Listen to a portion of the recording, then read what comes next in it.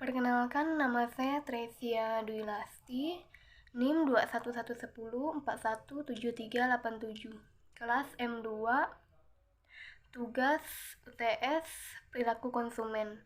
Nah, di video ini saya akan menjelaskan pertanyaan yang Bapak kasih.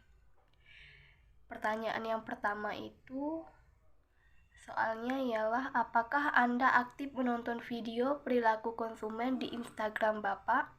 Berapa video yang Anda tonton? Dan sebutkan dan jelaskan topik atau judul video yang Anda tonton di Instagram Bapak. Nah, di sini saya akan menjawab. Nah, video yang saya tonton itu ada 3 video. Yang pertama itu dengan topik faktor yang mempengaruhi perilaku konsumen dalam keluarga dan rumah tangga. Terus video yang saya tonton yang kedua dengan topik pembahasannya mengenai proses pengambilan keputusan konsumen melibatkan konsumen untuk mengidentifikasi kebutuhan mereka.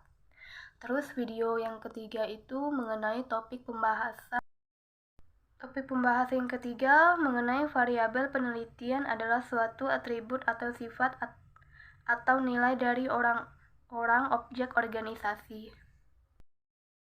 Pertanyaan yang kedua, apakah Anda memberi komentar terhadap video-video perilaku konsumen yang Anda tonton di Instagram Bapak? Berapa jumlah video perilaku yang Anda komen? Dan jelaskan isi dari komentar mengenai video-video perilaku konsumen yang Anda komen. Video-video yang saya komen ada di 3 video. Yang pertama, saya komen mengenai variabel penelitian.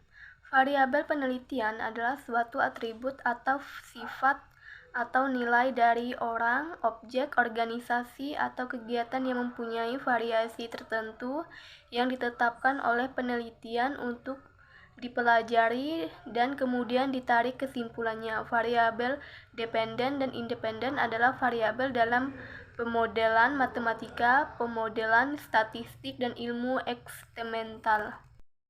Video yang kedua, saya mengomentari tentang pembicaraan Limya Oktora MSI MSc. Isi proses pengambilan keputusan konsumen melibatkan konsumen untuk mengidentifikasi kebutuhan mereka sehari-hari dalam keluarga. Komentar saya di video ketiga yaitu mengenai pembicara Prof. Dr. Ir Ujang Sumarwan MSc, topik atau faktor yang mempengaruhi perilaku konsumen dalam keluarga dan rumah tangga. Ada 3 faktor. Yang pertama yaitu strategi pemasaran di perusahaan. Yang kedua, pembedaan antar individu dan konsumen.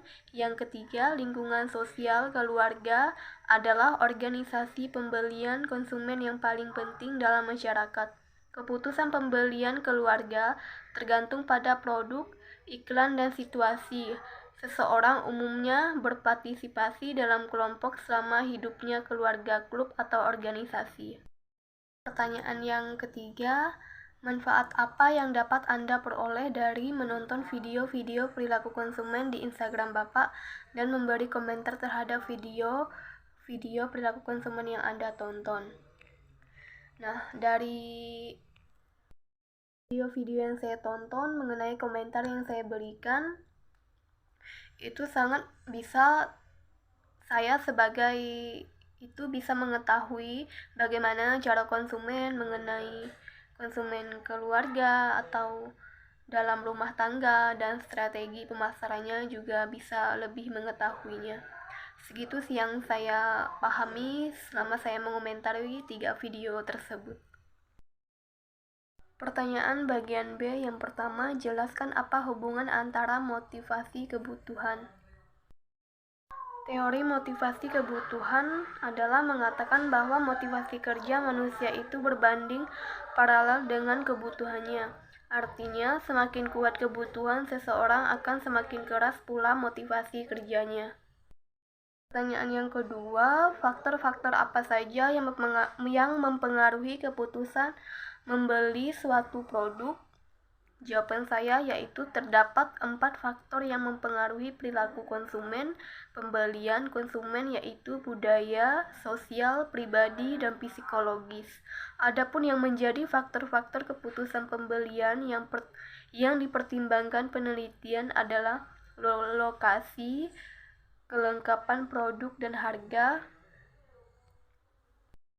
Pertanyaan yang ketiga, jelaskan apa perbedaan antara konsumen rasional dengan konsumen yang tidak rasional. Jawaban saya yaitu suatu pertimbangan pembelian yang dilakukan konsumen dapat dikatakan irasional jika konsumen tersebut membeli barang tanpa dipikirkan kegunaannya. Suatu pertimbangan pembelian yang dilakukan konsumen dapat dikatakan rasional jika konsumen mempertimbangkan barang tersebut dapat memberikan kegunaan optimal bagi konsumen. Pertanyaan yang keempat, coba saudara jelaskan proses keputusan pembelian sepatu yang Anda pakai.